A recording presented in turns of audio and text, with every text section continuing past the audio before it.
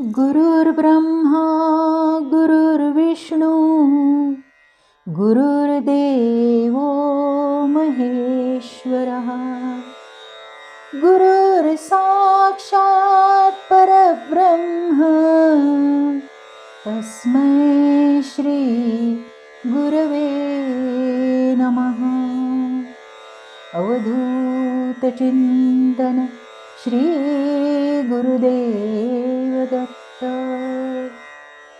नमस्कार. श्री दत्त महात्म्य बोधामृताच्या 16व्या भागात आपलं सहर्ष स्वागत करीत आहे.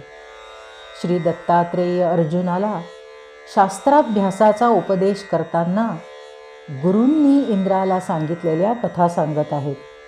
गुरु इंद्राला म्हणाले, इंद्रा, आता 4थी कथा ऐक. सह्याद्रीजवळ मातापूर नावाचं एक नगर होतं. तिथे एक श्रेष्ठ ब्राह्मण राहत होता. त्याचं नाव होतं विष्णुदत्त शर्मा. तो पवित्र आणि शास्त्रशुद्ध ब्रह्मकर्म करणारा कर्मठ ब्राह्मण होता. त्याची पत्नी शीलवती आणि पतिव्रता होती. आदराने आणि प्रेमाने पतिसेवा करण्यास, त्याच्या सर्व कर्मास अनुकूल असं वर्तन करण्यास ती नेहमी सज्ज असे. त्याला न आवडणारं कुठलंही वर्तन ती करीत नसे. विष्णुदत्त दत्तभक्त होता. तो श्री दत्तात्रेयांची भक्तिपूर्वक उपासना करीत असे आणि कर्मकांडातही रमत असे. गायत्रीसह सूर्योपासना, अग्निकार्य इत्यादी सर्व प्रकारची आह्निक शास्त्रशुद्ध पद्धतीने योग्य वेळी विवेकाने करीत असे. वैश्वदेव करून भूतबळी देत असे. जे वैश्वदेव करून भूतबळी देत नाहीत त्यांना भूत पिडतात, म्हणून बळी द्यावा. आता या ब्राह्मणाच्या घरासमोर एक अश्वत्थ वृक्ष अर्थात पिंपळाचा वृक्ष होता. त्या अश्वत्थावर एक ब्रह्मराक्षस राहत असे. विष्णुदत्त वैश्वदेव करून बळी त्या झाडाखाली ठेवीत असे आणि लगेच तो राक्षस तो बळी भक्षण करीत असे. ते पवित्र अन्न नित्य नेमाने खाल्ल्याने राक्षसाला शांतता येऊ लागली. अहो, हा शुद्धान्नाचा परिणाम होता. एके दिवशी विष्णुदत्त भूतबळी घेऊन झाडाखाली येताच ब्रह्मराक्षस झाडावरून खाली उतरला आणि ब्राह्मणासमोर प्रगट झाला. त्याचं ते अक्राळ विक्राळ मुख आणि भयंकर रूप पाहून गाय जशी वाघाला पाहून घाबरते तसा हा थर थर थर थर कापू लागला. भीतीने अत्यंत व्याकुळ झाला आणि म्हणू लागला, देवा देवा, हे काय विघ्न उभं राहिलं? हे दत्तप्रभो, तू आज माझ्यावर रुसलास की काय? ब्राह्मणाची ती केविलवाणी अवस्था पाहून ते भूत शांत आणि मंजूळ स्वरात म्हणालं, हे विप्रा, असा घाबरू नकोस. अरे, तू जे बलिदान करतोस ते नित्य भक्षण केल्यानं मी शांत झालो आहे. खरं तर मी तुझ्या या उपकाराची परतफेड करण्यासाठी तुझ्यासमोर उभा आहे. तू काहीही माग, मी तुला वरदान देण्यास आलो आहे. ब्राह्मण फार निराश आणि उदास झाला. म्हणाला, हे कुठलं दुष्कर्म उदयाला आलं आहे? त्याने दत्तात्रेयांचा धावा सुरू केला. हे अवधूता, अरे हे काय कौतुक दाखवतोयस? मी तुझी अनन्य भावाने सेवा करीत आहे, स्वधर्माचरण करीत आहे. त्या माझ्यावर कोण प्रसन्न व्हावं? हे हे भूत! अरे भगवंता, तुझ्या स्मरणाने क्रूर भूते सुद्धा घाबरून दूर पळतात असा तू आहेस, आणि तू तुझं नित्य स्मरण करणाऱ्या भक्तासमोर हा भयानक राक्षस उभा करतोस.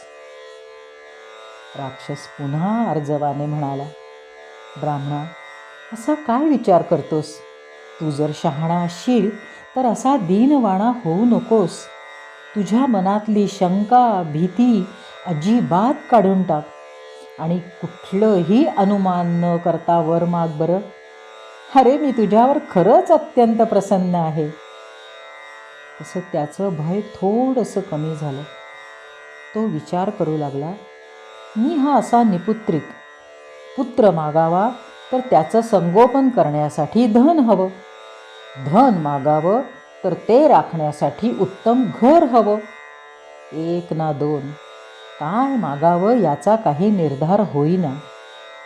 पण त्या दत्तभक्ताच्या मनात विवेकाने जागा घेतली. ऐश्वर्य, भौतिक सुख मागावं तर ते सगळं नश्वर आहे आणि शेवटी दुःख देणारं आहे. अगदी स्वर्ग जरी मागितला तरी पुण्य संपताच पुन्हा पृथ्वीवर जन्म घ्यावा लागणार. त्या सगळ्यापेक्षा मोक्ष सुख मागावं. पण पत्नीलाही आधी विचारावं असं ठरवून विष्णुदत्त घरात गेला.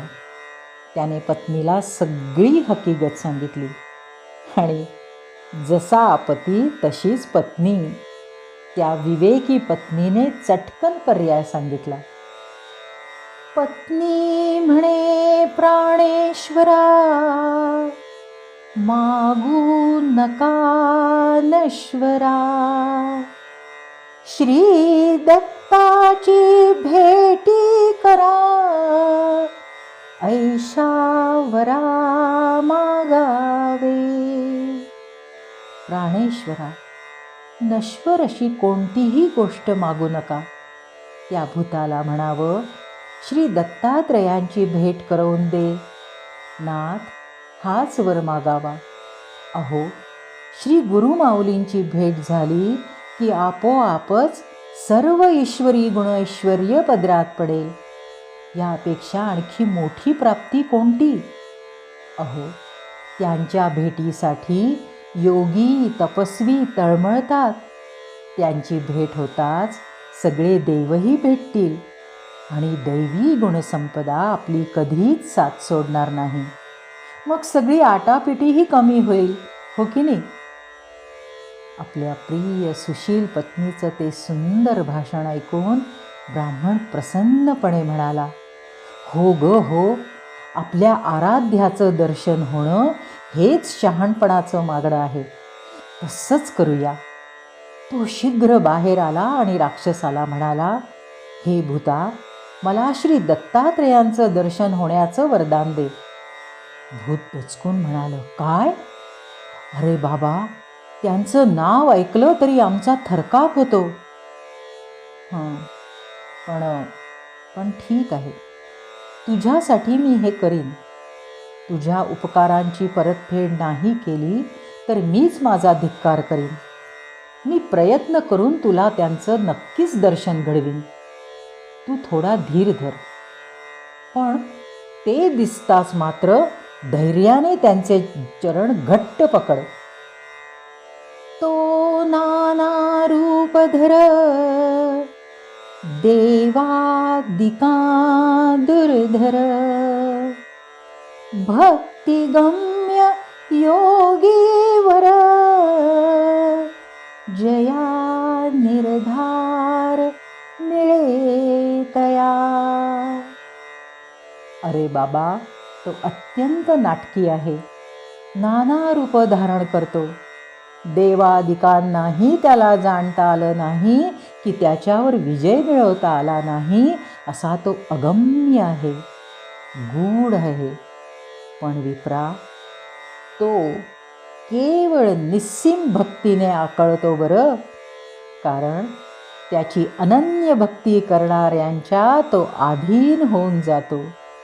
त्याचे असे भक्तच त्याला दृढ निर्धाराने निष्ठेने जाणू शकतात. आणि हो, तू तसा भक्त आहेस.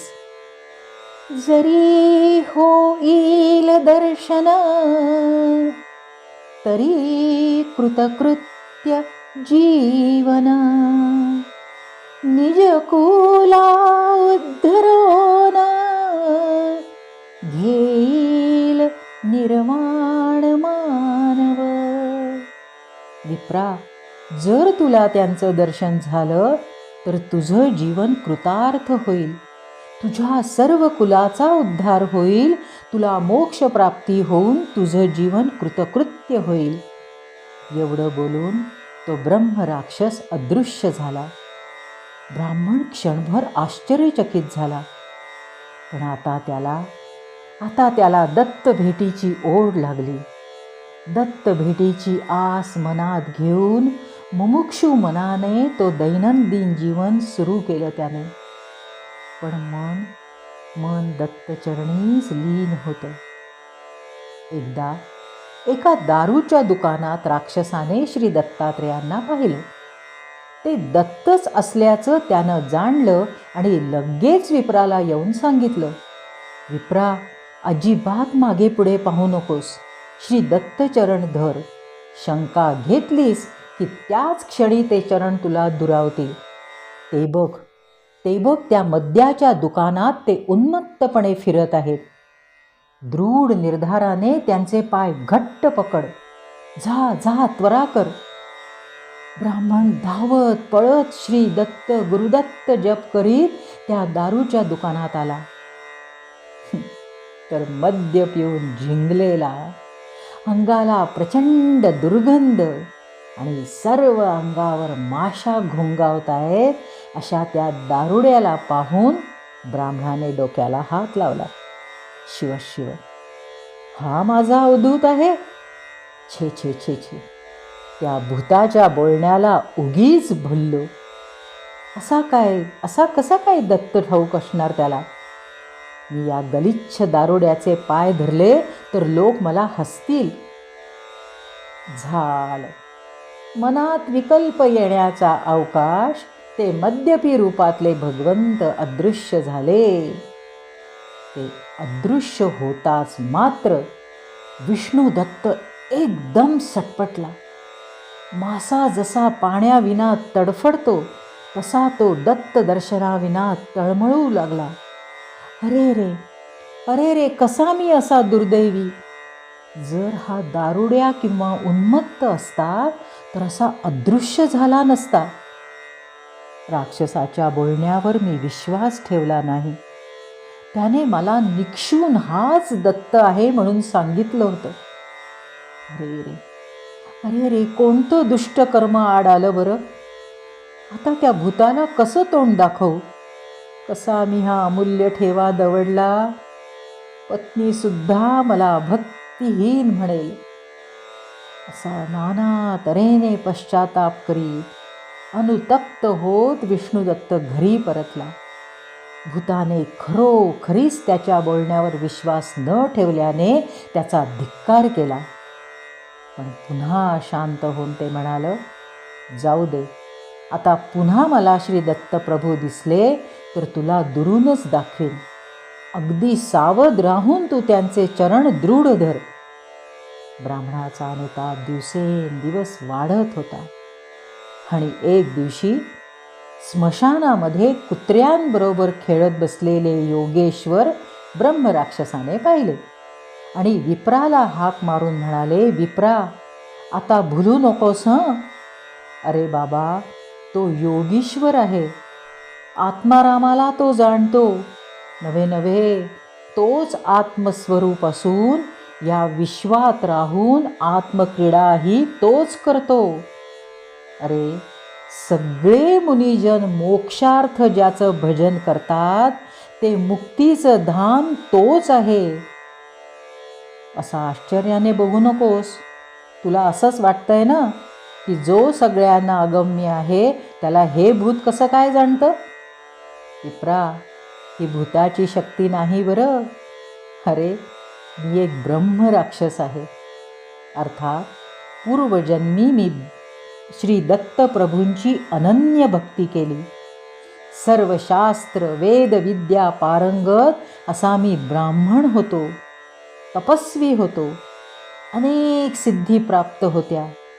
पण त्यांचा अहंकार मस्तकात चढला.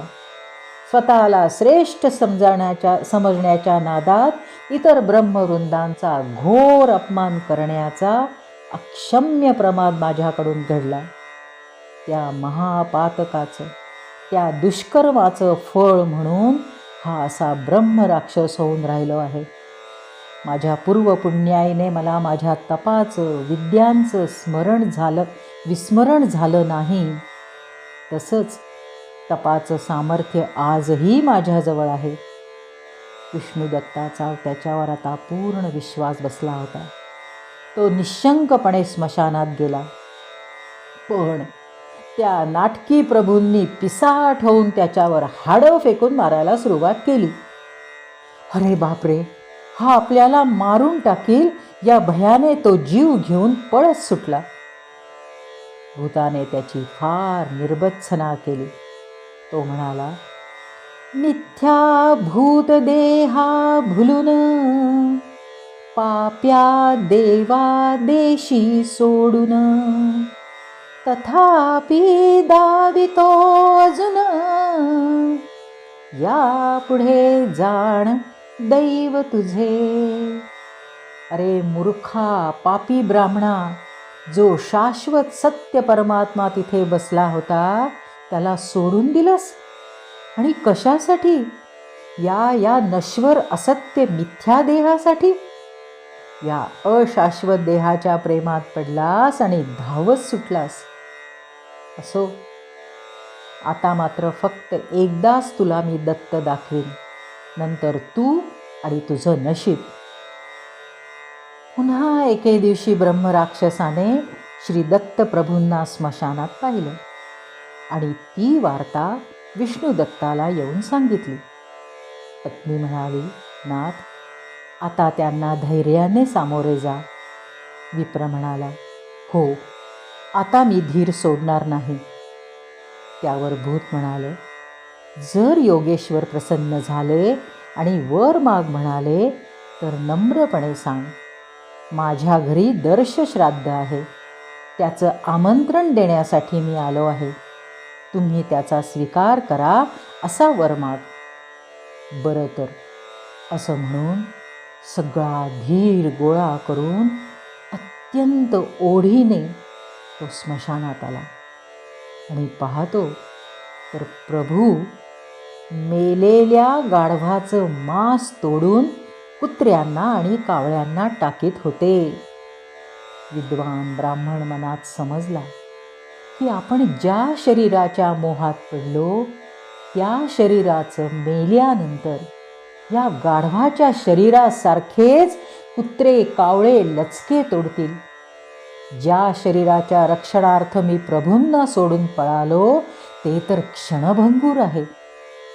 तो मनातून अत्यंत खजील झाला. त्या नाटकी आणि कठोर परीक्षा पाहणाऱ्या पण अतिशय दयाळू कनवाळू अशा प्रभूंचं रूप पाहून विष्णुदत्ताने धावत जाऊन त्यांचे चरण घट्ट पकडले. श्री दत्तप्रभूंनी त्याला ढकलून दिलं, मारलं. पण आता ब्राह्मणाने पूर्ण शरणागती पत्करली होती. श्री दत्त म्हणाले, कशाला माझे पाय धरतोस? जा जा इथून. विप्र म्हणाला, महाराज, दर्शश्राद्धाचं आमंत्रण द्यायला आलो आहे. तसं दत्त म्हणाले, अरे मी हा असा व्रात्य भ्रष्ट, मला श्राद्धिक्षण देतोस? अरे मी तर धर्म अधर्म सुद्धा जाणत नाही. विप्र म्हणाला, देवा देवा क्षमा करा. अहो तुम्ही साक्षात परमात्मा आहात, समर्थ आहात. तुम्हाला कसला धर्म अधर्म? हसून दत्तांनी ओम म्हटले आणि ते त्यांच्या त्रिमूर्ती स्वरूपात प्रगट झाले. क्षणात 4 कुत्री श्रुती अर्थात 4 वेद झाले, तर कावळे शास्त्र रूपात परिवर्तित झाले आणि स्मशानाचं रूपांतर झालं योग भूमीत. ब्राह्मण आश्चर्याने स्तब्ध झाला होता. दत्त म्हणाले, विष्णुदत्ता, सावध हो. माध्यान्नी मी स्नान करून येतो, पण माझ्या पंक्तीस योग्य ब्राह्मण असतील तरच मी भोजन करीन. ठीक आहे देवा, असं म्हणून आणि त्यांना वंदन करून अत्यानंदाने ब्राह्मण घरी आला. राक्षसाला सर्व निवेदन केलं आणि थोडा सचिंत होऊन म्हणाला, पण पंक्ती योग्य ब्राह्मण कुठून आणू? भूत म्हणाले, अरे ज्यांची तू आजन्म सेवा आणि आराधना अगदी भक्तीने आणि निष्ठेने करीत आला आहेस, ते अग्नी आणि सूर्य हेच श्री दत्तात्रेयांच्या पंक्तीस योग्य ब्राह्मण आहेत. विप्रा, तू मला सांगितलेलं कार्य मी पूर्ण केलं. माझी आठवण ठेव हो, असं म्हणून राक्षस गुप्त झाला. ब्राह्मणाच्या पत्नीने अतिशय आनंदाने साग्र संगीत श्राद्धाचा स्वयंपाक केला. तोच माध्यान्ह समयी सुस्नात होऊन श्री दत्त प्रभू दारात उभे राहिले. त्यांचं तेजस्वी रूप पाहून दोघेही थक्क झाले. दत्त म्हणाले, अजून ब्राह्मण आलेले दिसत नाहीत. तशी पत्नीने त्यांना बसण्यास आसन दिलं आणि म्हणाली, आपण बसावं, ब्राह्मण येतीलच. पत्नीनं बाहेर येऊन सूर्याला नमस्कार केला आणि म्हणाली, हे कश्यप नंदना, सर्वांच्या हृदयात आत्मरूपाने वास करणाऱ्या ज्ञानसूर्या, सर्व जीवांना चेतन करणारा असा तू ब्राह्मणांचं दैवत आहेस. तेव्हा तुझं रूप बदलून त्वरित ये. मी तुला श्राद्धासाठी आमंत्रण करीत आहे. अत्रिसूत श्री दत्तात्रेय तुझी वाट पाहत आहेत. हे ऐकताच सूर्य विप्ररूप घेऊन शीघ्रतेने खाली उतरला. सतीने त्याला आसन दिलं. तसं दत्त म्हणाले, दर्श श्राद्धाला 3 ब्राह्मण पाहिजेत. सती म्हणाली, तिसरा येत आहे. ती अग्निशाळेत गेली आणि अग्नीला प्रार्थनापूर्वक नमस्कार करून म्हणाली, हे अग्नी, तू ग्राहपती आहेस, कर्माध्यक्ष म्हणून प्रसिद्ध आहेस. आज माझ्या गृहाची लाज तुझ्या हाती आहे. तू शीघ्र विप्ररूप धारण करून श्राद्धाचा क्षण घे. योगीराज तुझी वाट पाहत आहेत. अग्नी देखील विप्ररूपाने सत्वर आला आणि देवस्थानी बसला. विष्णुदत्ताने संकल्प सोडून अगदी यथाविधी श्राद्ध कर्म केले. 3 देव तृप्त झाले. अहो भाग्य, सर्व पितरांचा उद्धार झाला. विष्णुदत्ताने 108 नावांनी श्री दत्तात्रेयांचं स्तवन केलं. भावविभोर अवस्थेत वंदन केलं. सद्गदित होऊन म्हणाला, देवा, माझी बुद्धी अल्प, मी मूढ मतिमंद. आधी माझ्या मनात विकल्प आले, पण तुम्ही सत्य संकल्प आहात. तुम्ही माझं मन निर्विकल्प केलं. धन्य माझे हे नेत्र तुमच्या दर्शनाने पवित्र झालेत. धन्य माझी सगळी गात्र, धन्य माझं कुळगोत्र, सगळं पवित्र झालं, पावन झालं. देवा, या तुच्छ प्राण्यावर आपण कृपा केलीत. समर्था, माझे मनोरथ पूर्ण केलं. आमच्या कुलासह आम्ही सगळे कृतार्थ झालो आहोत. हो, पण हे सगळं ब्रह्मराक्षसाच्या कृपेने झालं. त्याच्या कथनामुळे आपल्या चरणांचं दर्शन झालं.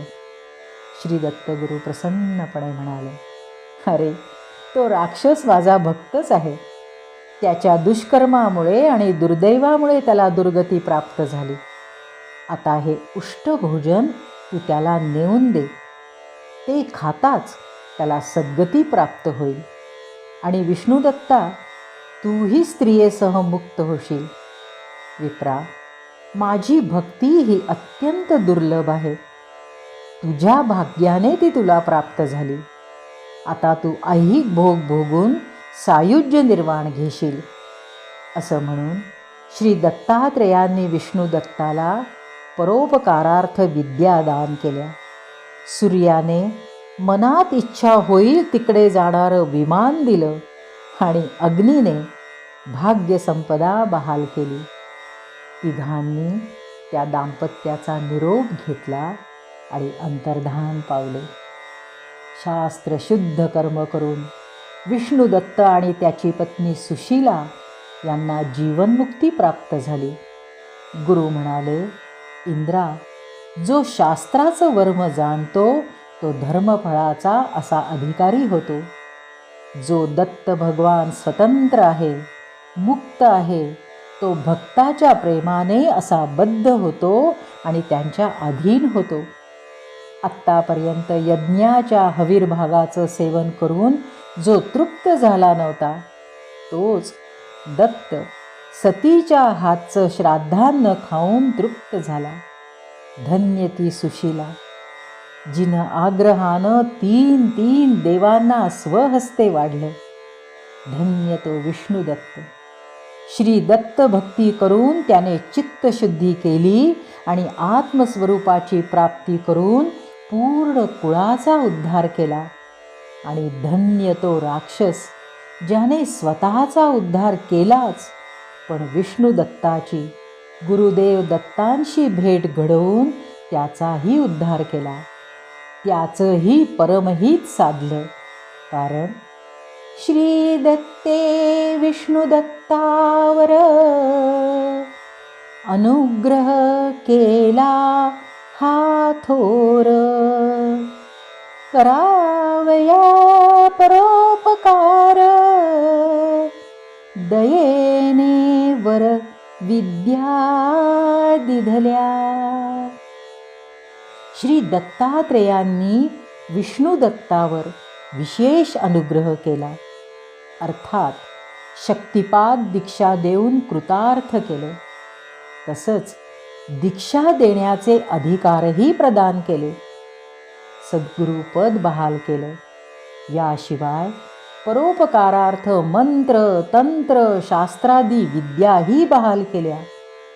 विष्णुदत्त स्वतः तर नराचे नारायण झालेच, पण नंतर ते ज्या ज्या साधकांवर कृपा करीत त्यांना अनुग्रह देत त्या सगळ्यांचा त्यांनी उद्धार केला. गुरु इंद्राला म्हणाले, इंद्रा, विष्णुदत्तासारखा निस्वार्थपणे परोपकार करणारा संत पूर्ण ब्रह्मांडात सापडणार नाही. त्यांचं सामर्थ्य गुरुकृपेने एवढं वाढलं होतं की त्यांचं नुसतं नाव जरी ऐकलं तरी देव घाबरत, ग्रह आणि भूत दचकत. त्यामुळे दीनजनांना ते ग्रहबाधा, भूतबाधा, दैवी बाधांपासून मुक्त करीत असत. त्रिविध तापांपासून मुक्त करणारे, भक्तांना मोक्षाचा मार्ग दाखविणारे, दत्तभक्तीचं बीजारोपण समाज मनात करणारे विष्णुदत्त लोकांचं आश्रयस्थान बनले. त्यांनी आपल्या सद्गुरू माऊलींचं, जगदुद्धाराचं आणि धर्मस्थापनेचं कार्य करून त्यांची अनन्य सेवन भक्ती केली. श्रोते हो, या महान सेवेचं फळ काय मिळावं? जेव्हा भक्त परोपकारार्थ निस्वार्थ निष्काम कर्मयोग करून सर्व कर्मफळं अत्यंत भक्तिभावाने प्रभूचरणी अर्पण करतो, तेव्हा त्या कर्मांची दिव्य फळं भगवंत स्वतः ठरवतात. त्या दाम्पत्याने जी महान सेवन भक्ती या जन्मी केली, त्याचं फळ म्हणून श्री दत्तप्रभूंनी श्रीपाद श्रीवल्लभ अवतारात ह्याच दाम्पत्याच्या पोटी जन्म घेतला. त्यावेळी ते होते राजशर्मा आणि सुमती. यापेक्षा दिव्य फळ काय असावं? अवधूत चिंतन श्री गुरुदेव दत्त. दिगंबरा दिगंबरा श्रीपाद वल्लभ दिगंबरा. दिगंबरा दिगंबरा श्रीपाद वल्लभ दिगंबरा. दिगंबरा.